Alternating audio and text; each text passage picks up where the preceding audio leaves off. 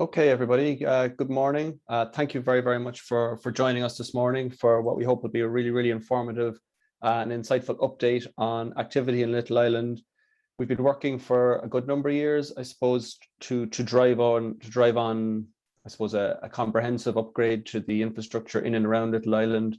There's massive employment in the area, and as that grew over the last number of years in the run up to COVID-19, the volume got more. People were concerned more about how their teams were engaging with the traffic, whether or not it was inhibiting talent attraction. And I suppose really for the island to continue to grow, we knew that substantial upgrade was required. Fortunately, there was a lot of responsive activity from the people like TII, NTA, Irish Rail, the Cork County Council, and we're very, very pleased to bring two great speakers today who've got a very, very strong agenda in terms of what they are doing for the island. So look, I suppose we've done things like we've literally gone door to door to every business on the island as a team with surveys to inform the NTA's perspective.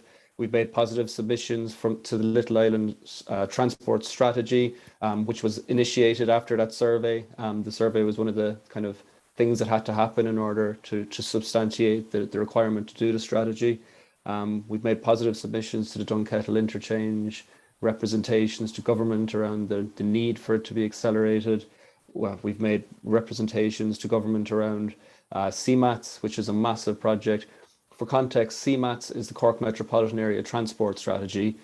It is enormous at 3.5 billion. For reference, the Land Development Agency also has 3.5 billion for social and affordable housing delivery across the country. So that gives a sense of the enormity of CMATS, and to have that in situ, backed with capital, is absolutely immense. Beyond that, all of the small things matter, and all the different strands of CMATS, things like cycling, things like pedestrianisation, the smaller fine-grain upgrades on the island that have been required and have required support to get them going.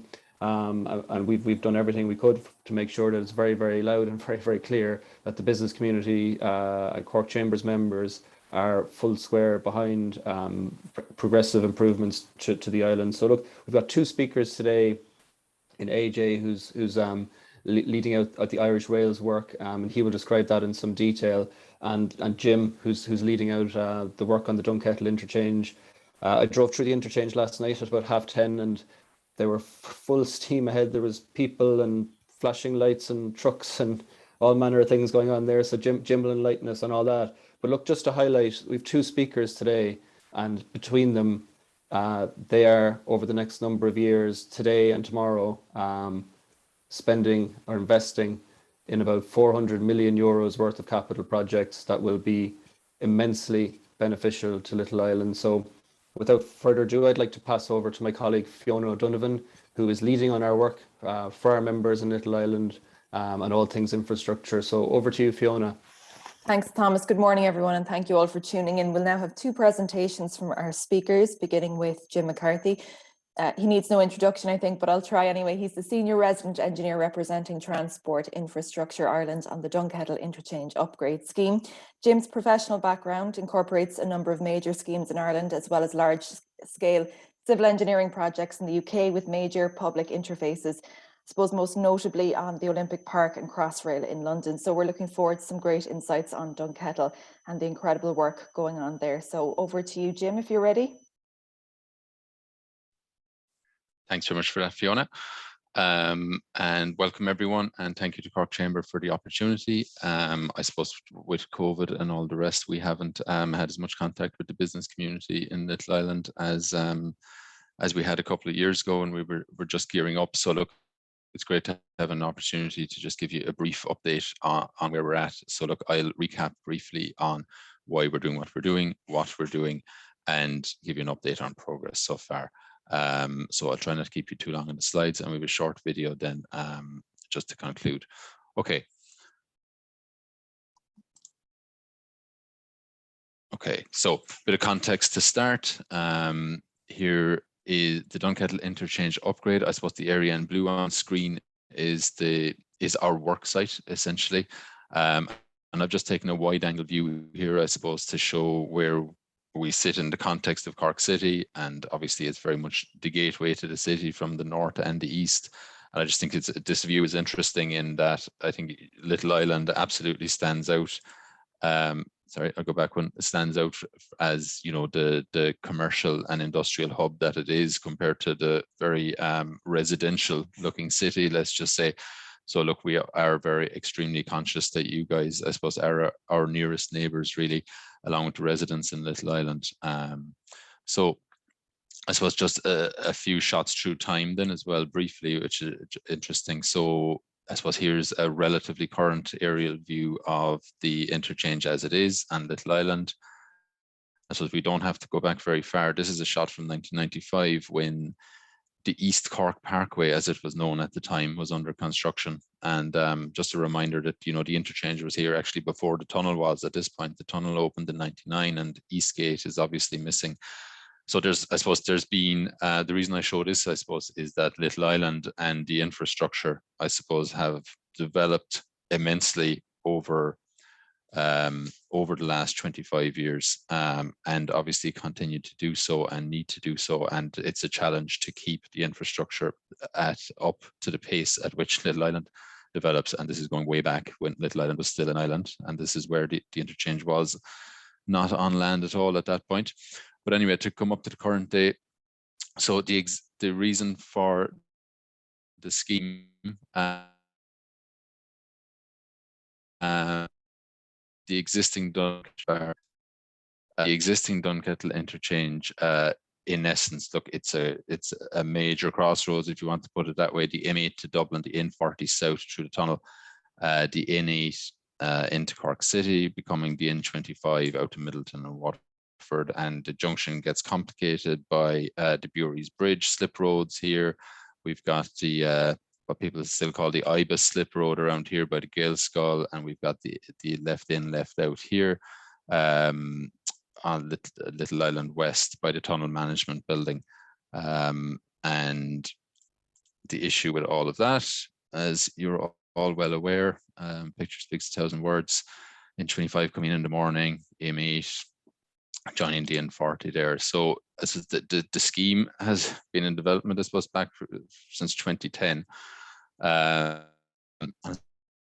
suppose it is typical for these major schemes at that time. And as somebody pointed out to me recently, you know, the work to start on that scheme in 2010 and to have the scheme approved by An Bord Pleanála in 2013 is almost a quaint, more innocent time at this stage.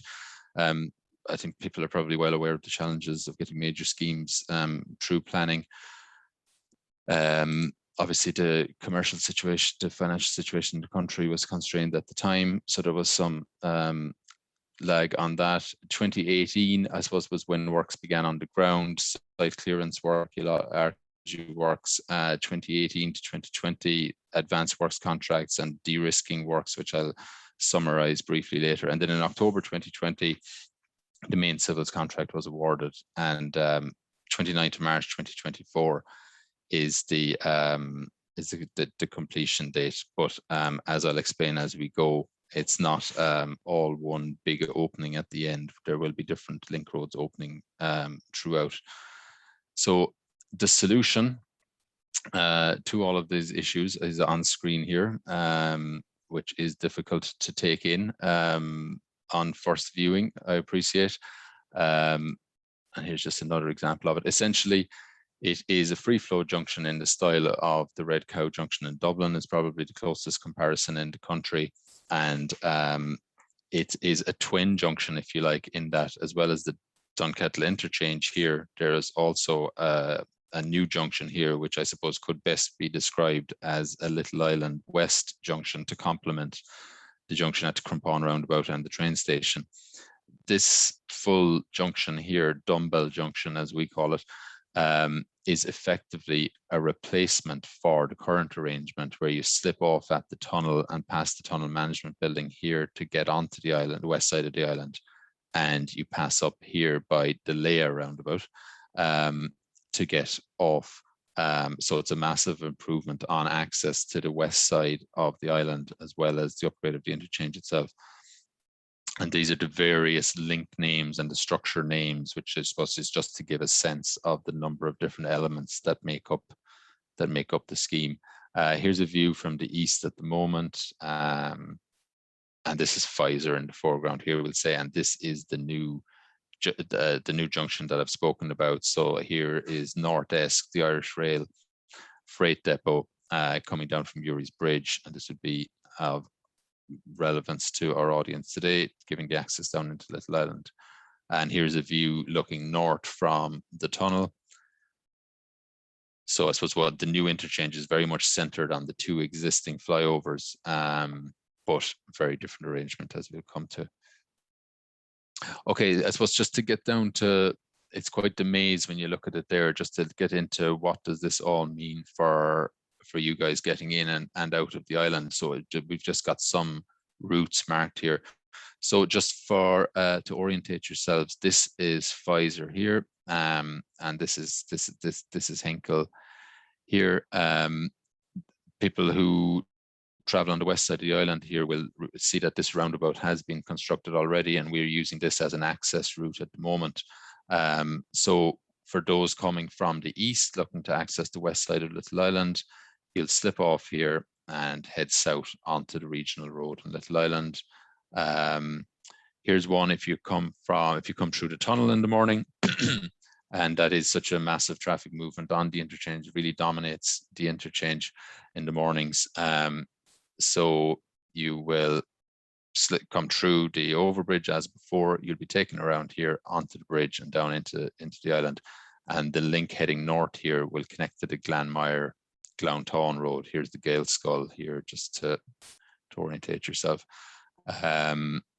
Here's one, so coming out of Little Island and heading back through the tunnel. So you'll come up here, dedicated slip road down into the tunnel. I suppose it's accommodating Little Island is what makes all of this, what gives it a very asymmetric layout. If it was simply the four major routes, it would have a much more kind of geometric design, but Little Island dominates the traffic flows to such an extent that it requires dedicated slips. Here is coming from the N8, coming out of the city. So you'll slip off here, come down by Bury's Bridge, over the bridge, and then this one, I suppose, is particularly significant in that this route from north to south is, we expect to be the first major route to open. And this is currently programmed for the first quarter of 2023. And we'd be confident of making that date. So heading south on the M8 diverge, and people will have seen the works on the bridges here at the moment. Pass over the bridge here, over the railway, onto the new bridge over the N25, and access onto Little Island. Now, the route from the island back on to heading back north on the M8 will be one of the later items that we'd expect to open in late 2023 or even early 2024, because it is very much centered on the existing interchange, which means we can't access it until quite late in the day. So that's just some of the routes. I suppose, look, it's not all about car transport. There are various cycle routes incorporated in the scheme. Just to point out a few, just again, I suppose here's the Gaelscoil, here's the M8. Some works we've done already is to signalise the Dunkettle or Tivoli roundabout over here, the link to the regional road, just to make that a safer environment for pedestrians and cyclists. A new cycle pedestrian route has opened along the red route here, which provides a circuit which is quite popular as an amenity for people in Glanmire and this area, particularly during COVID. It proved have a very heavy footfall. The blue route is to provide a commuter route onto the island for cyclists and pedestrians, joining the Glanmire Glounthaune Road down onto Little Island. And just out just through Lisson NTA and Cork County Council, a bus lane has been added to the design heading north from the regional road onto the bridge here. And this was what that will do crucially. and this is where it ties in with Cork County Council's plans for the Little Island Transport Strategy, is that will facilitate an orbital bus route that will head north on the bus lane and get over the bridge. It'll travel on towards Glounthaune, towards pick up at the train station at Little Island, and loop around. So I suppose what I'd say on that is that I suppose the interchange, as well as improving car capacity, is a major enabler of active travel and public transport. I mean, from talking to bus operators, the challenge has been keeping a timetable because of the congestion in the area. So be it getting through the tunnel or getting over the bridge here, it will enable public transport in a big way. I suppose, you guys, I'm sure you hear a lot about various plans, the transport strategy, the cycle network plans, CMATs, and so on. I suppose just to point out that those cycle routes that I've been talking about are a part of the Cork Cycle Network plan, which dates back from 2015. So these routes in this area I'm circling here, which link the city and Glanmire to Little Island, that is where the Dunkettle Interchange project falls. So we are delivering those elements of the cycle plan. CMATs, as I say, the interchange is very much featured in CMATs and it enables the various bus routes that are outlined there.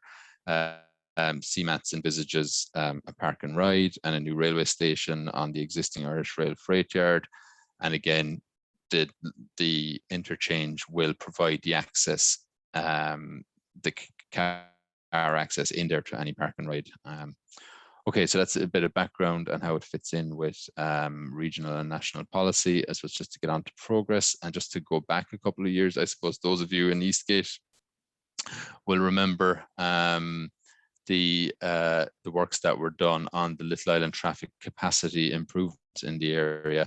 I mean, that was badly needed for a number of reasons, but one other that was it was important from the interchange point of view because we've had to close. We will need to close routes as well as open routes as we go.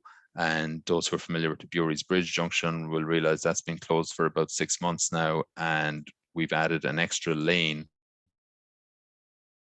Sorry, this image here, so we're just heading towards Waterford and Middleton, here's the Crumpon roundabout here. So we added an extra lane on the bridge heading onto the island just to give that extra capacity. So advanced work, a lot of works, I suppose, have been. I mentioned there that the main contract work started in October of 2020. As was for 12 months prior to that, there were also major advanced works going on, the purpose of which was to de-risk the project. So a lot of these were underground and not very visible, but I suppose just to give a sense of the scale of them, these are major diversions of water, in this case, servicing the island. Obviously, utilities coming into the island are absolutely critical to keep the show on the road for business on the island. So getting those done and removing them as a risk that could delay the main contract was huge. In this case, at the back of Pfizer here, major protection works to Bord Gáis trunk main. Again, critical for utilities onto the island, for industry. Some of the more visible works then, the cycleway that I mentioned connecting the N8 up to the Glanmire-Glounthaune road. Here's the roundabout on the regional road.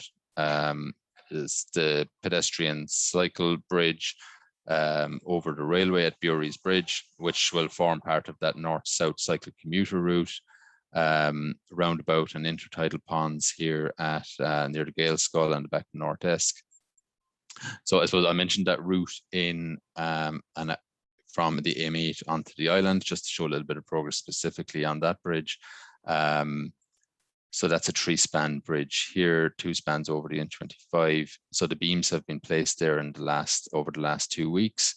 I suppose is the most visible sign of progress there, and that's a major milestone for us. It allows us to get on and pour the deck and so on. So I hope that people are getting the sense that the thing is getting closer. And I'll just jump out of the slides at this point, and I'll just conclude with a short video just to show you where we're at now.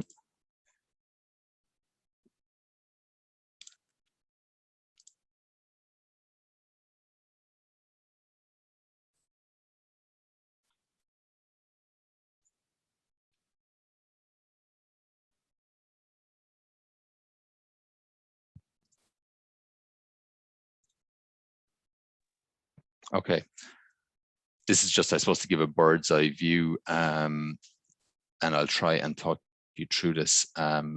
Okay, so here we are coming down the M8 view, familiar to those who take this route. And you can see, I suppose, the extent of the works going on all sides of the traffic at this point. So the red arrow there, that is the route that you will slip off to head for Little Island on the new bridge. Structure 9, as we call it. So the other bridge here, if you can see my cursor, this will carry both northbound and southbound traffic. Eventually, as you can see from the 2 red arrows there, where the other overpass will be used for a different route. So here's the route from the N8, where you loop the loop effectively and head back south through the tunnel. Structure 5 will okay, so switching from looking from the tunnel, looking north at this point, and just marking out the different routes. So the route from the tunnel into the city will be largely as is. Yeah, and there's the route heading north. Works are going on structure 6, as we call it here. Here's the route from the N8 heading towards Glounthaune. And the various slip roads. This is the link that will go from the N8 to the M8, and we would hope to open that early in 2022, which will take a small amount of traffic out of the interchange by bypassing it effectively and freeing up a bit more green time on the lights.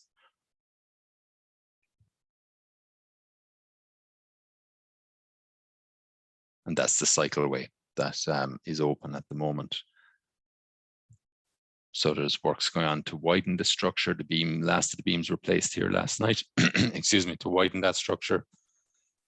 And here's, excuse me, here's the bridge that I've been talking about, with Bury's Bridge on the right, Little Island on the left.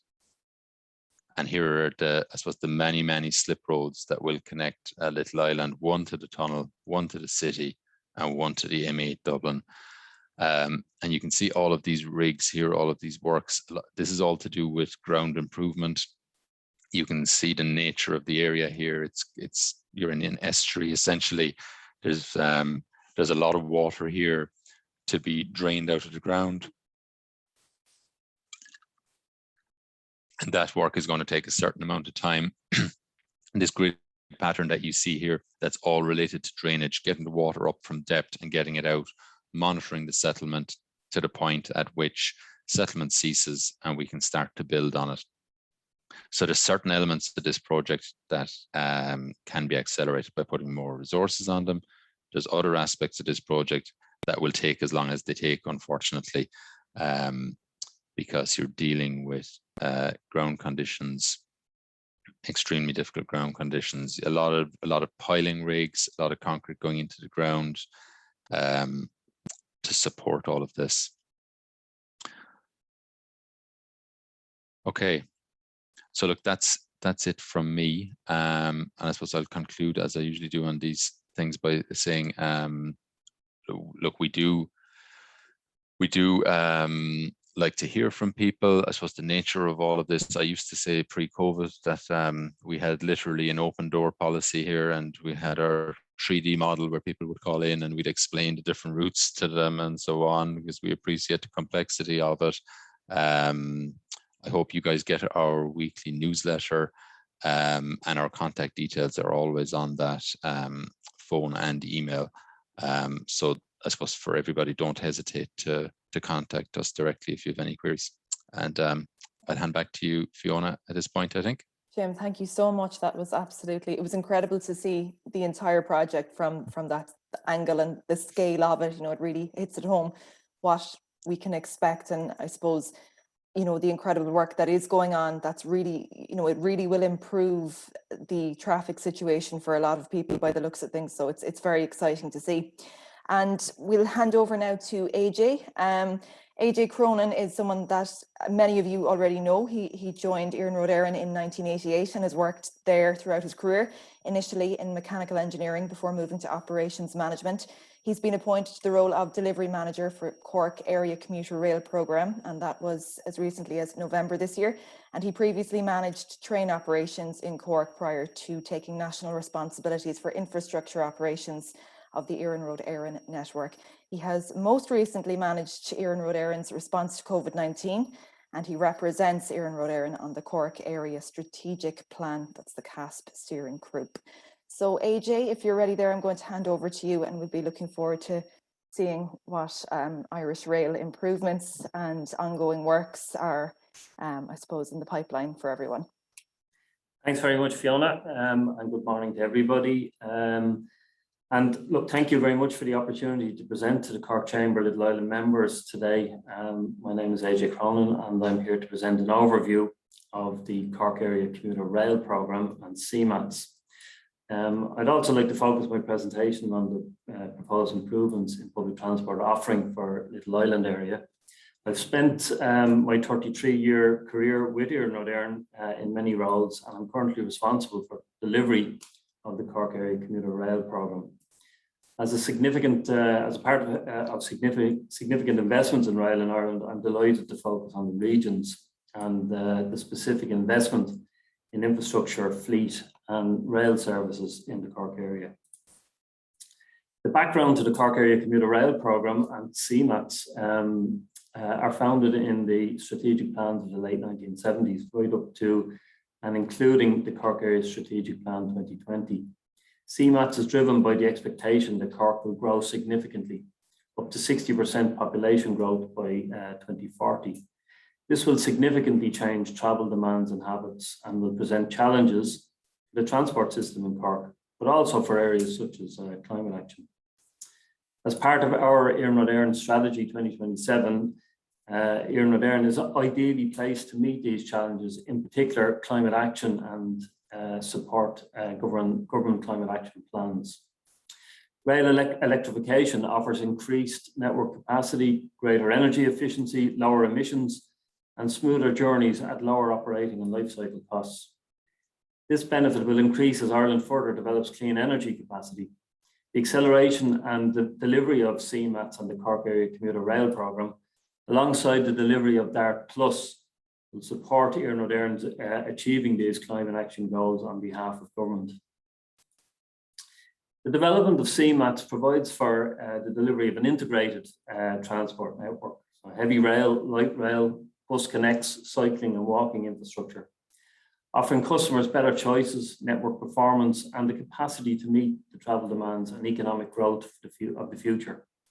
CMATS aligns with national policies, regional strategic plans, and the local Cork City and County development plans.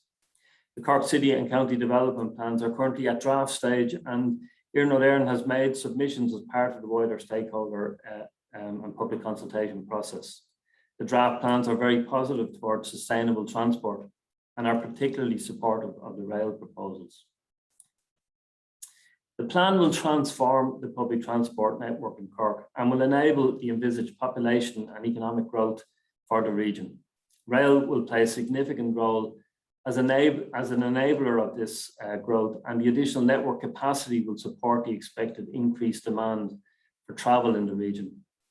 Specifically, Kent Station, with its close proximity to Cork City Centre, is the key interchange hub in the plan and will serve as a key location in an integrated network for all modes to converge and interchange. In addition, 8 new stations will be provided on the suburban network, providing easy access for major population areas to join the suburban railway and the wider integrated network. The expected growth in suburban rail demand forecasted in CMATS is very significant and is far in excess of the current numbers.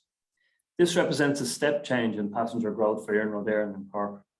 The graphic on screen indicates a substantial increase from our current passenger numbers. The Iarnród Éireann suburban rail network in Cork is best placed to respond and deliver the capacity and frequency of services that this level of growth and travel demand would require. Sorry there, AJ, just to interrupt. If you want to put it into full display mode, we'll see the slides just a little bit clearer, just to swap your view there in display settings. So, 1 second now.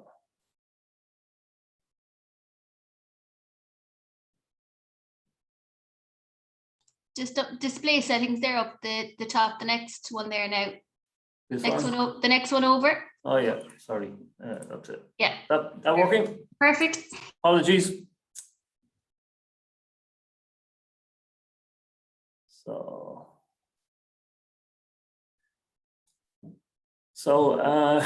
we were on slide 6. Yeah. So CMATS proposes to transform the commuter rail network in Cork by significantly increasing the capacity of the network and the frequency of services provided. As you can see from this graphic, the key aspects of the plan are to provide twin track from Downtown to Midleton, a true platform at Kent Station, and upgraded signalling and communications infrastructure in the Cork area to deliver the capacity for 8 new stations and a 10-minute electrified commuter service on the network.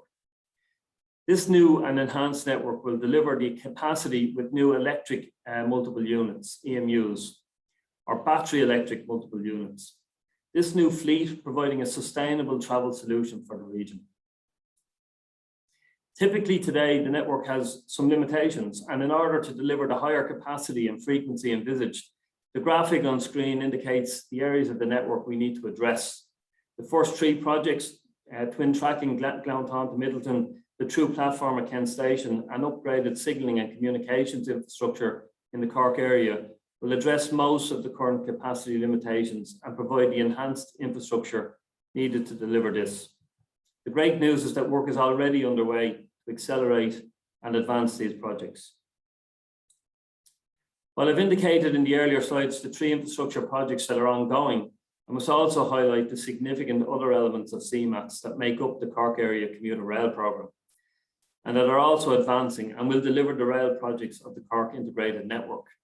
We will see 8 new stations at Blarney, Stoneview, Monard, Blackpool, Kilbarry, Tivoli, Dunkettle, Carrigtwohill West, Waterrock and Ballyknoe. In addition, this plan provides for electrification of the Cork network to support our 2027 Climate Action Plan goals as we operate a clean new fleet on an electrified network. It will also deliver a new electric multiple unit or BEMU fleet, battery fleet, and a new fleet depot to support the significant capacity and frequency increases. The graphics on screen will give you a flavour of the locations for 4 of the new stations proposed in the plan. Top left is the proposed site for the new Carrigtwohill West station, providing access to the expanding employment zone and retail park in the area. To the right, below right, is the location for Ballyknoe station on the Cove line and new Blackpool Kilbarry station on the Mallow line. Both locations providing access to areas of significant population growth. Finally, below left is the proposed station in Park and Ride at Dunkettle, providing access from the M25 M8 catchment area and the new population growth in the Glanmire area. Some of the key assumptions and objectives of the plan include an early increase in commuter service frequency in the Cork area in 2022 to provide for half-hourly services Monday to Friday, providing 4 car sets on as many journeys as possible, accelerating the 3 projects I've already mentioned in earlier slides with funding from the EU Recovery and Resilience Fund, that we will operate an EMU or BEMU fleet and the network in Cork will be fully electrified to accommodate it. To put this investment in perspective, the Cork Area Commuter Rail Programme will deliver a DART Plus programme, providing a step change in rail integrated transport in the region. In terms of the approvals process, we have appointed consultants in May 2021 to support the delivery of the first 2 gated steps. Gate 1 is completed and the SAR was approved by the Iarnród Éireann Board in August. The SAR will now require approval from NTA and government at cabinet level. Our consultants are progressing the phase 2 elements and will deliver the options for train service specification in the next phase.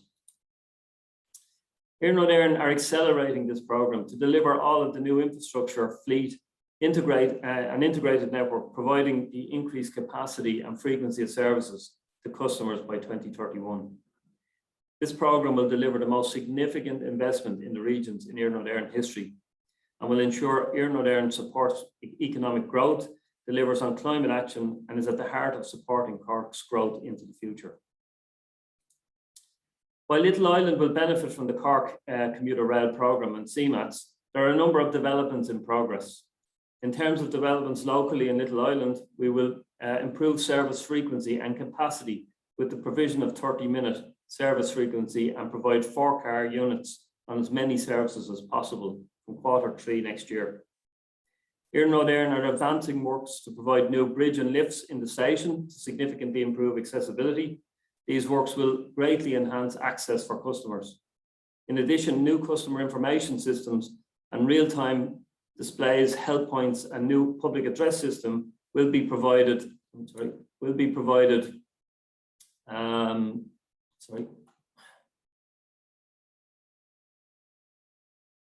at the stations on the Cobh and Middleton line, and they're expected to be completed in 2022.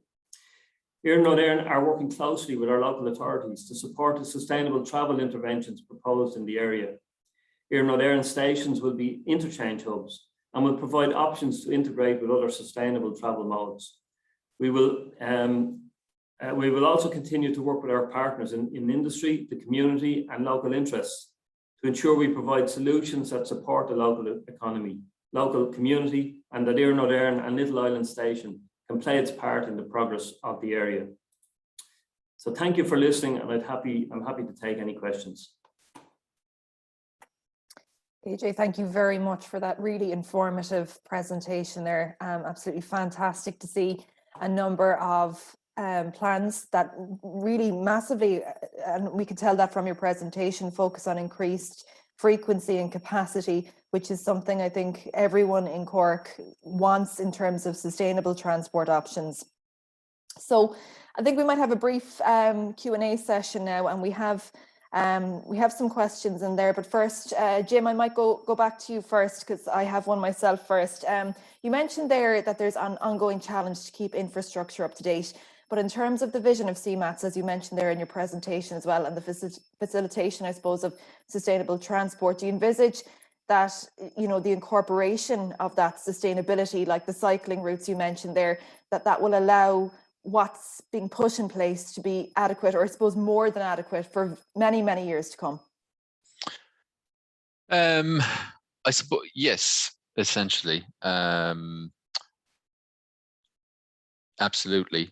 Then I suppose then being in the on the infrastructure delivery side of things, I suppose then there is a challenge for planners as well. Like the money for CMATs, essentially, the money is there. I think, as you know, the projects myself and AJ are talking about demonstrates, I think, and people will have seen the cycleway Youghal to Middleton approaching completion, you know, from the Elm Tree over to Carrigtwohill is happening next year. I understand the Dunkettle over to the Elm Tree or to Fitzpatrick's there will be completed. You know, people can see what's happening in the city, but it is CMAT's, Cork Metropolitan Area Transport Strategy, is also a land use strategy in effect. You know, so I suppose it's probably fair to say that we have, in a sense, been reacting in the transport side of things to planning policy of where the houses are going and so on. Like CMATs links the transport to the planning policy. You know, I'm straying beyond my remit now, but I think it's probably fair to say if the planners in Cork City and County don't abide with the plan, I shouldn't say the planners, I suppose, if the local authorities don't abide with the plan, there won't be the Lewis.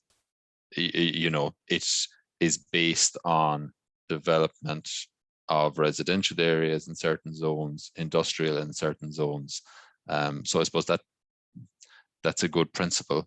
And that's a principle that means that infrastructure can be planned rather than reacting, because it takes so long for these major projects to get to get from concept to on the ground, that if you are reacting, you'll inevitably be behind. Okay, yeah, I that's hope a very that fair goes point. some Yeah. way to answering the No, it question. does, absolutely, absolutely. It is all about, you know, I suppose, because that's the way I suppose we have been operating in Ireland in recent decades, is reactive instead of proactive. So yeah, absolutely. A question here from Brian Colgan in PepsiCo. Are there any plans to have access from Eastgate to New Road? And also the Little Island Business Park looks to be largely untouched with new cycle paths or other developments. Jim, I'll hand those over to you there. I'll if you take can answer the, those. I'll just I might just share screen to Yeah, answer absolutely. the Eastgate one. Just bear with me 1 second. So, yeah, okay. So I suppose on Eastgate, not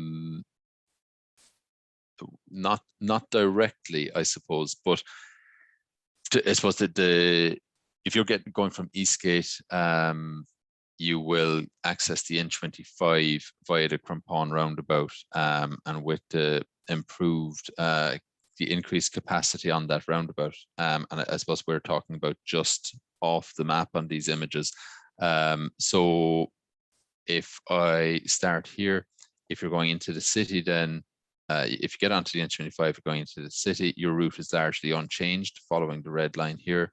If you are going to, if you're going up the M8 towards Fermoy, Dublin direction, you'll slip off the N25 almost immediately. You loop around here at a free flow, merging with the Dublin traffic.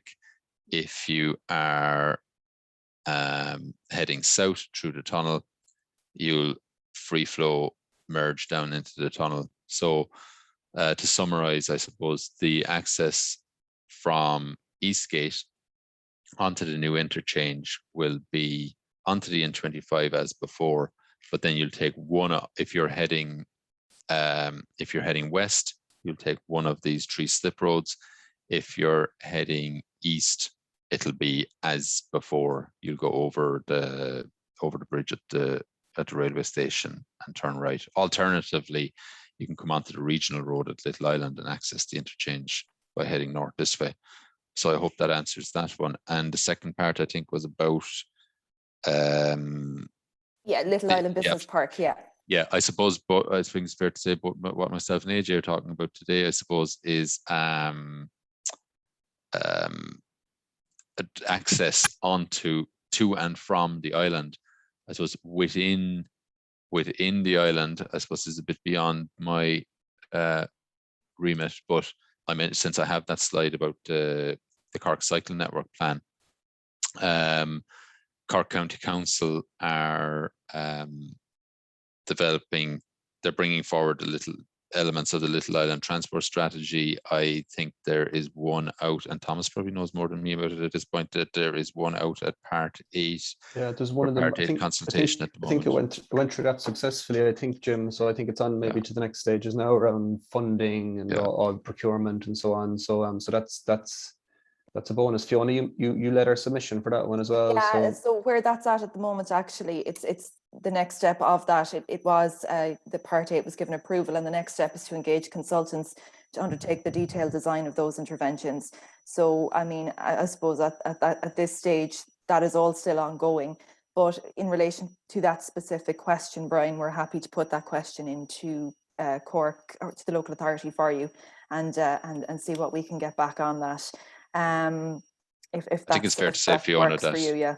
I think it's fair to say that the scheme that's gone through Part 8 is, you know, broadly in line with the cycle network plan. It is. It'll be more detailed, of course. But it will be. It's giving effect to the cycle network plan on the island.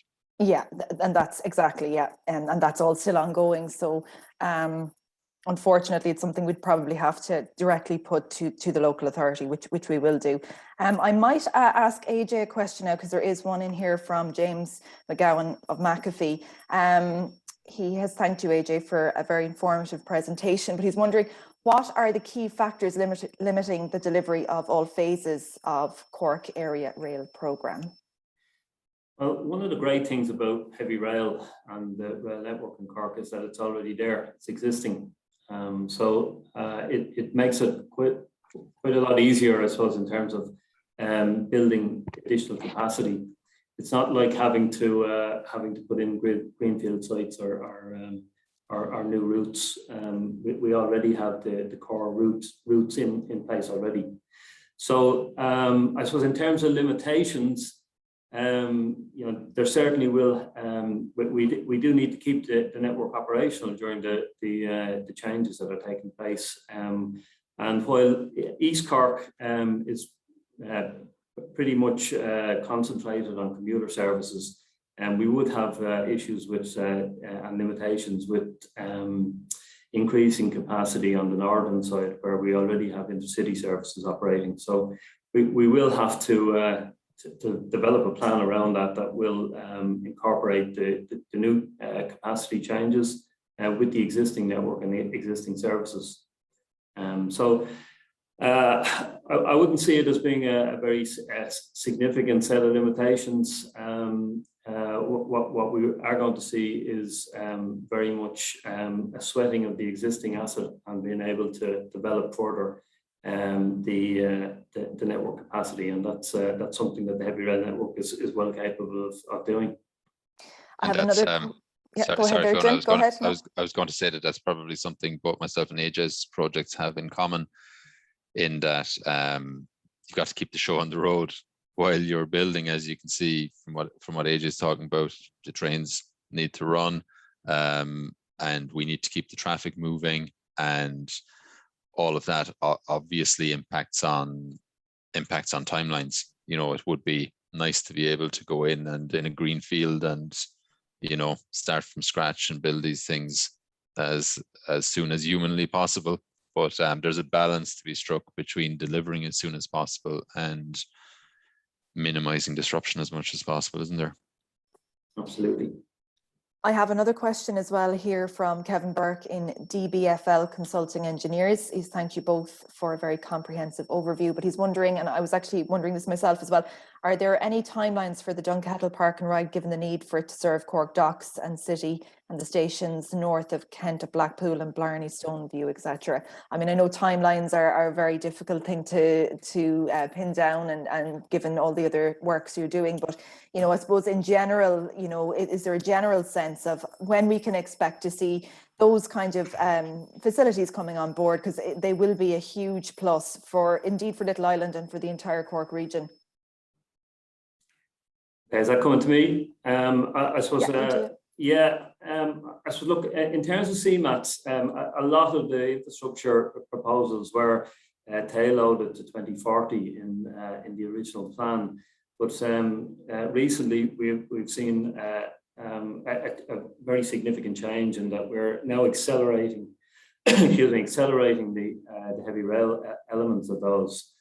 So we have already engaged AECOM to start the feasibility study on that and to get into detailed design on the stations and their locations. So we'd expect that to happen during the course of 2022. So it is advancing.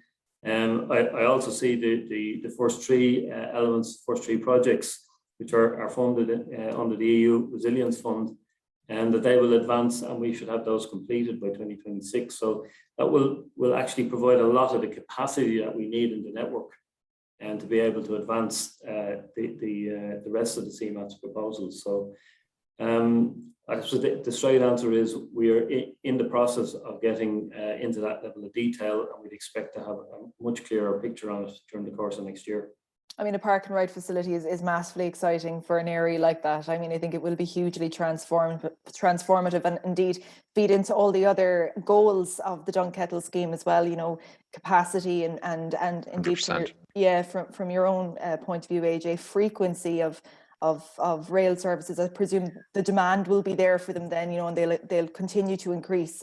If people can shift away from that idea of having to take their car everywhere in Cork, I mean, we need to get away from that too.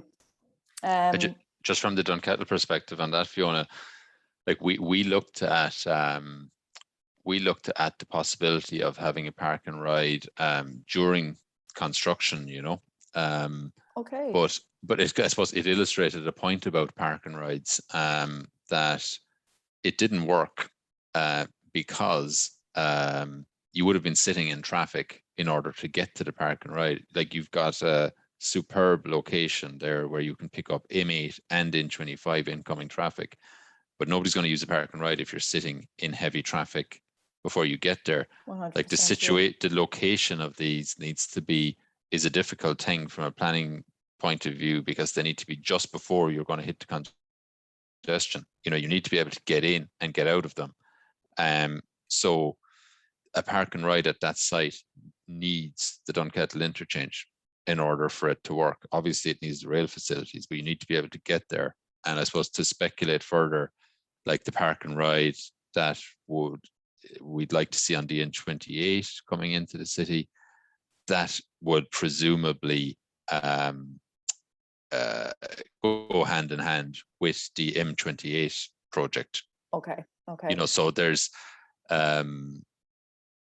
all of these things are linked, I suppose, and CMATS is kind of a recognition that they're all linked. But I don't think it can be that we'll do the rail from 2022 to 25 and we'll do the park and rides from 25 to 28. Okay. You know, they will come as the infrastructure to serve them comes, if you know what I mean. Yeah, that's a great point, and it all has to feed into each other, really, doesn't it? This, you know, it can't be premature in that sense. Actually, Jim, there's one question here for you. Someone is wondering about where they can go to see the phased opening timelines for the various stages of the project. I'm guessing dunkettle.ie is the best source of information there. I suppose, just to be upfront on that, there is nowhere you can go to see the phased opening timelines. And look, let me try and explain that. I suppose I've said before that, you know, the end of March 2024 is the completion date, but unlike your typical A to B road project, there isn't going to be any great cutting of the ribbon and the whole thing opens. It will be staged, but it's a complex project, as you can see from the video there, and we have to allow the contractor control of the program within getting there. So as the client, we're not really in a position to commit to dates. I mean, broadly speaking, that N8 to M8, we can say the first quarter of next year, from the M8 down into Little Island, first quarter of 2023, and then you'd have a whole series of links opening throughout 2023. And I appreciate that it is a bit vague, but if I was to give you dates now based on the contractor's program, they are dates that could change. So look, we will, before any significant opening of links or closing of any links afterwards, we will be going out months rather than weeks ahead to inform the public and get people ready for that. But unfortunately, at this point, we don't have a table of Route 1 opens on such a date, Route 2 opens on another date. I think the queries about timelines in general, though, Jim and AJ, show the excitement that there is about all this coming to fruition. Absolute game changers, you know, from what we've seen from both of your presentations, we can really look forward to a huge change in the Dunkettle area, and indeed in terms of sustainable modes of transport, giving people options, allowing them to get to work in a stress-free manner without sitting in the car and watching lights and having to leave 2 hours early. And as the crow flies, they should be there in a half an hour. It's, you know, so it's really exciting. And actually, we're nearly at 11 o'clock now there, so I think we'll draw to a close. I want to thank both AJ and Jim for their presentations this morning. Very informative, comprehensive, and extremely useful as we look towards 2022 and hopefully return to the office in the near future. And thank you as well to everyone that tuned in today. I hope it was useful, and be in touch. Make sure to follow up with me. I think you all have my email. Or indeed any member of the Public Affairs team in Cork Chamber if you have any additional queries or questions. And keep an eye on Cork Chamber's events on our website, and we'll leave it there. Thank you again, AJ and Jim. Really, really appreciate you coming on today and giving such amazing presentations. and really like absolutely positive news for Cork, a positive future ahead for especially for anyone that works in Little Island. And we'll keep up to date and we'll follow you online, and hopefully we'll have another session maybe in the next 12 months to see where things are at. Okay, thank you. Absolutely, Okay. absolutely. Thanks, Sure. everyone. Thanks, Fiona. Cheers. Take Thanks a care. All lot. the best. Bye-bye. Bye. Bye-bye.